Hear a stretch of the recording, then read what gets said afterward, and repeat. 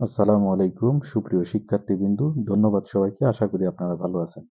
আজকে আমি ম্যাথমেটিক্স 1 যেটা 25911 এই সাবজেক্টের ক্লাস শুরু করতে যাচ্ছি। তো আমি আমার পরিচয় প্রথমে দিয়ে দিই। আমি ইঞ্জিনিয়ার মোহাম্মদ আহসান হাবিব। আমি মাগুরা পলিটেকনিকে ইনস্ট্রাক্টর হিসেবে আছি।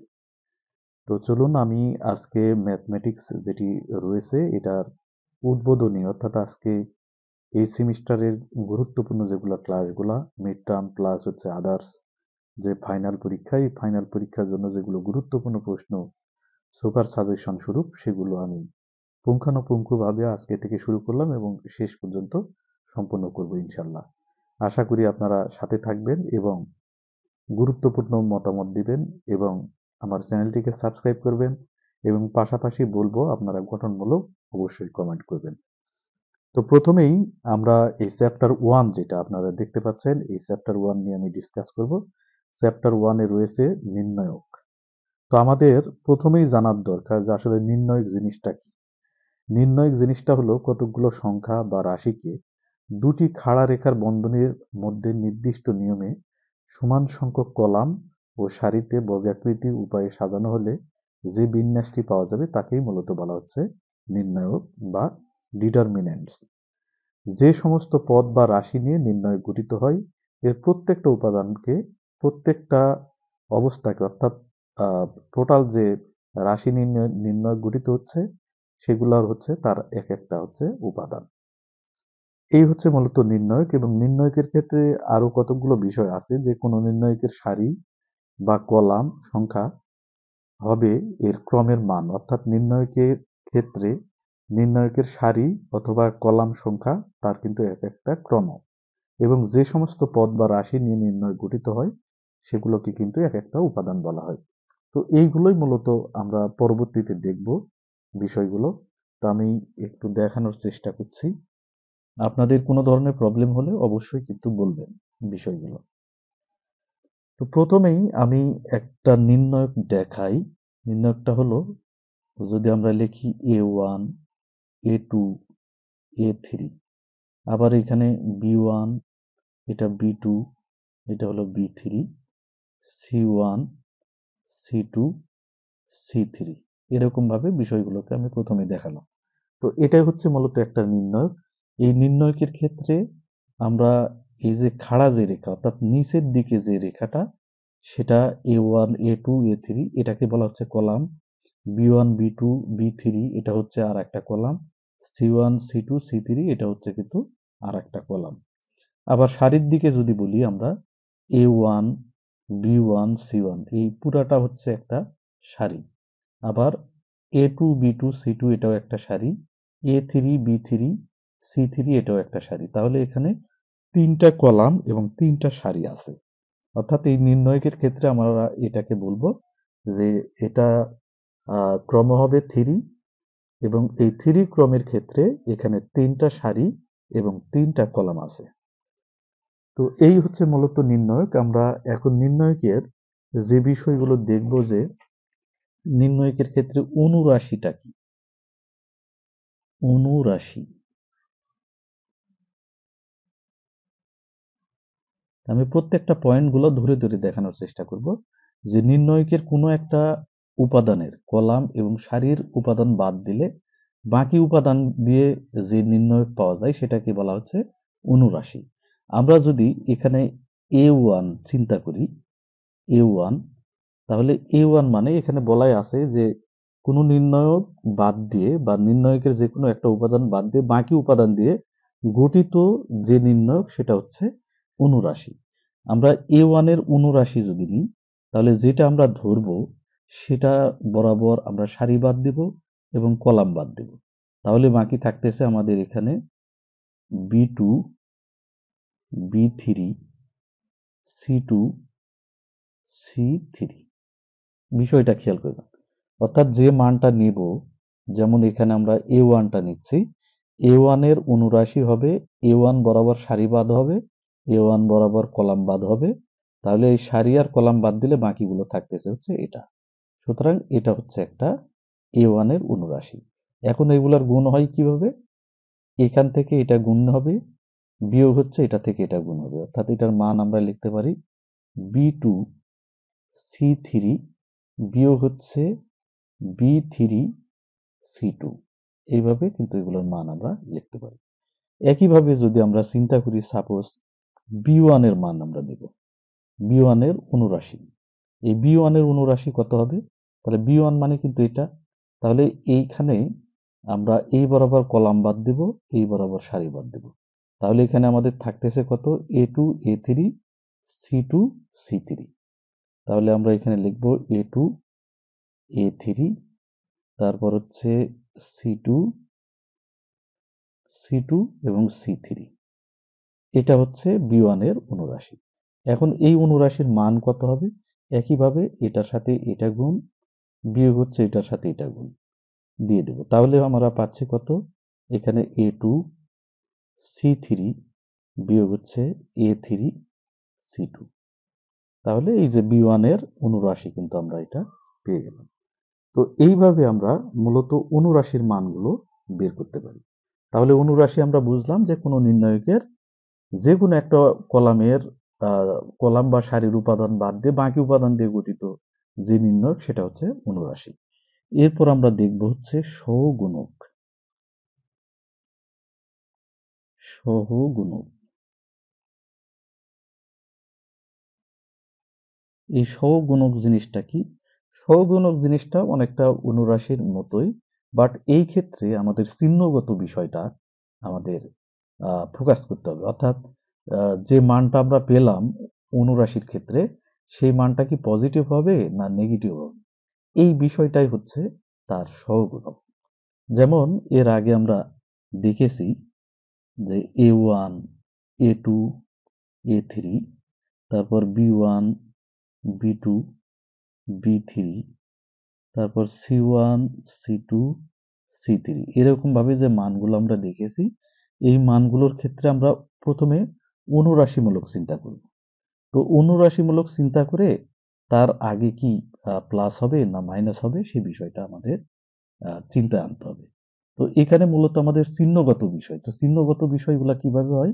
প্রথমে প্লাস হয়, এই মানটা প্রথমে প্লাস, তারপর minus plus minus plus minus plus minus plus, এইভাবে অনুরাশির মানগুলো চিহ্নগত বিষয়টা যদি এর সাথে সংযোজন করা হয়, তাহলে কিন্তু সেটাকে আমরা সহগুণক হিসেবে পেয়ে যাব।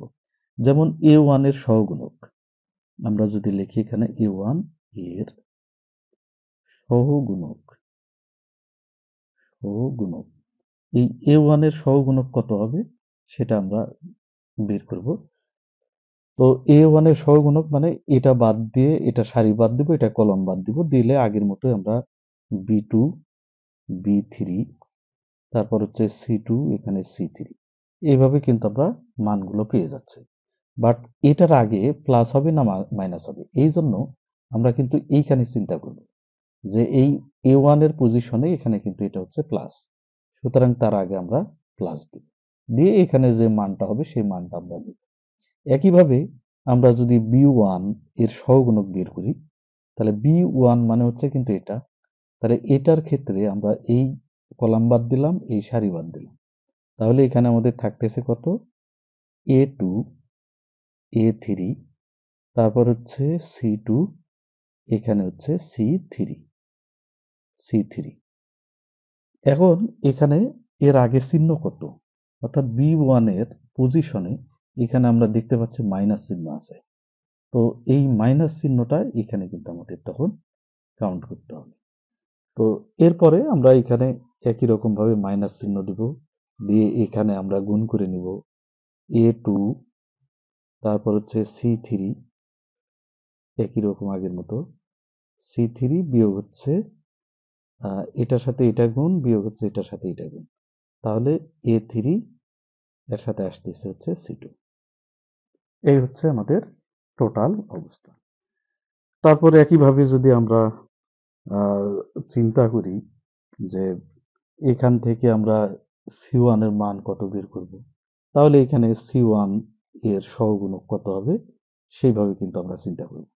সি1 এর এখানে প্রথমে আমরা যে অনুরাশিটা আছে অনুরাশির মতোই যে এই বরাবর সারিবাদ এই বরাবর সরি এটা হলো কলামবাদ এই বরাবর সারিবাদ তাহলে এখানে কত থাকছে সেইভাবে কিন্তু আমরা এখানে চিন্তা করে ওই পজিশনে আমরা C1 এর পজিশন এখানে আমরা দেখতে পাচ্ছি প্লাস, সুতরাং তার আগে আমরা এরকম ভাবে প্লাস চিহ্নটা নেব। তো আশা করি এই বিষয়গুলো আপনারা ক্লিয়ার হতে পেরেছেন যে অনুরাশিটা কি, সহগুণক কি এবং নির্ণায়কটা কি, এই বিষয়গুলো। তো এগুলো মূলত অনেক সময় অতি সংক্ষিপ্ত হিসেবে চলে আসে, বলে দেয় যে এত এর সহগুণক বের করো বা এই করো, এরকম অনেক জিনিস বলে। তো আপনারা একটু প্র্যাকটিস করবেন। তো আমি একটা এখন একটা প্রমাণ দেখব, আপনারা একটু পাশে থাকবেন। সেটা হচ্ছে যে একটা সমীকরণ দেওয়া আছে এ, তারপর আছে এ স্কোয়ার এ কিউব, তারপর আছে এখানে B, B square B cube, C, C square C cube. আপনারা একটু বইয়ে দেখে নেবেন, এরকম একটা প্রমাণ আছে। এইখান থেকে আমাদের প্রমাণ করতে হবে যে এ বি সি ইন্টু হলো A minus B, B minus C এবং সি মাইনাস এ। তো এখানে অনেক ক্ষেত্রে এ বি সি এগুলোর পরিবর্তে কিন্তু পি কিউ আর দিয়ে দিতে পারে, অথবা এক্স ওয়াই জেডও কিন্তু দিয়ে দিতে পারে। আমাদের কিন্তু সেই দিকে একটু খেয়াল করে এই প্রমাণগুলো একটু দেখব। তো আমরা এখান থেকে বাম পক্ষ ধরে নিব, বাম পক্ষ থেকে ডান পক্ষটা প্রমাণ করার চেষ্টা করব। তো বাম পক্ষে এখানে দেওয়া আছে এ, এ স্কোয়ার এ কিউব, তারপর আছে B, B square B cube, তারপর আছে C, C square C cube.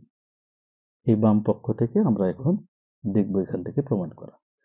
তো আমরা কিন্তু এখান থেকে একটা বিষয় বলে নিই, অনেকে সারি কলাম কিন্তু এখনো হয়তো আপনারা চিনেন কিনা জানি না। আমি সেটা বলে নিই যে এই যে A, A square A cube, B, B square B cube, C, C square C cube, অর্থাৎ এই বরাবর এইগুলোকে বলা হয় এক একটা সারি, সরি এগুলা হচ্ছে এক একটা কলাম।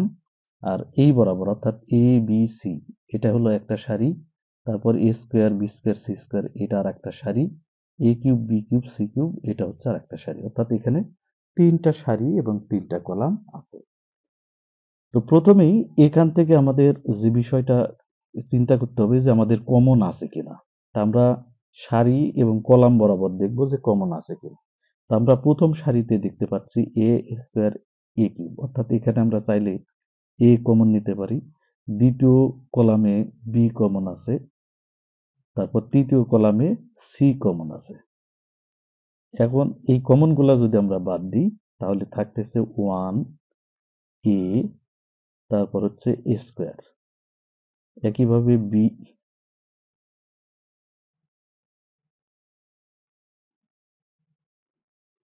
এটা হবে ওয়ান, একটু খেয়াল করবেন, এটা ওয়ান, এটা হচ্ছে বি, এটা হলো বি স্কোয়ার, এটাও হবে ওয়ান, তারপর হচ্ছে সি, এটা হলো সি স্কোয়ার। এই বিষয়টা কিন্তু এখান থেকে আসে।